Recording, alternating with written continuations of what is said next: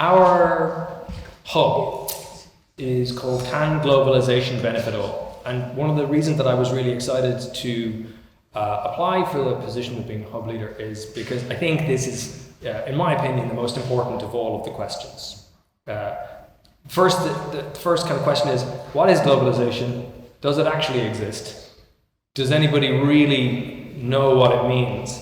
And if that's the case, having decided all that, what does it mean to benefit all? So these are the biggest questions, in my view, that the project can answer.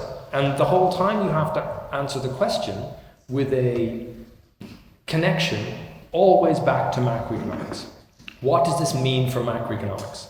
As Barry Eichengreen said in the first engagement, policy level engagement that we had for the hub, he said, all of these projects will be excellent in their own way, but they will only be truly interesting and actually help rebuild macroeconomics if they contribute to the theory of aggregate fluctuations, which has sort of guided my thinking a lot as I and Angus have pushed this forward.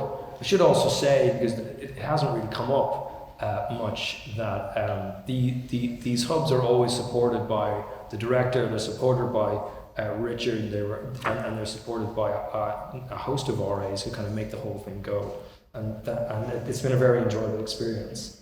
So the process that we went through was to write position papers, then put summaries up, and then invite potential grantees in to look at their work and to present to us, which I found really, really interesting as somebody who's been evaluating grants for many years.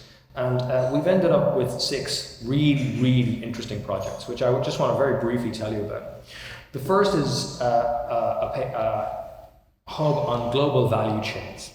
It's led by Alice Evans, and Alice's work combines aspects of interview work with an understanding, a really deep understanding of global value chains.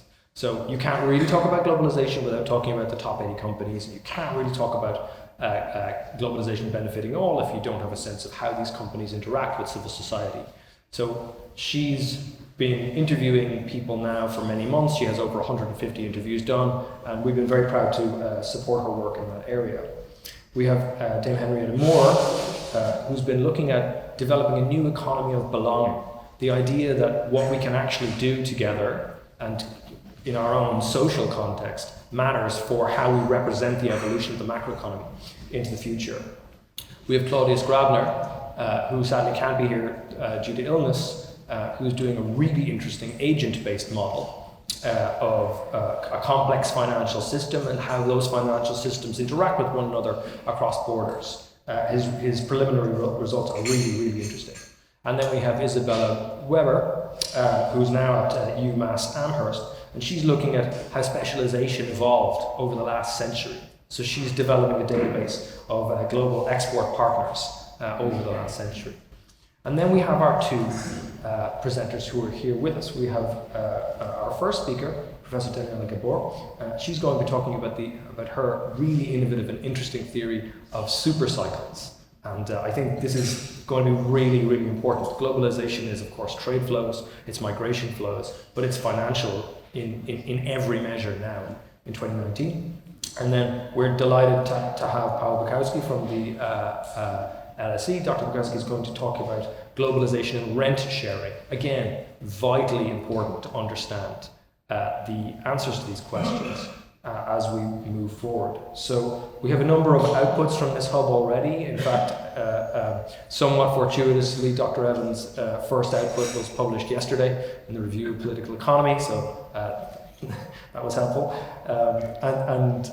We've been doing many public outreach events and blogs and things like that, so I'm very pleased to be part of the hub.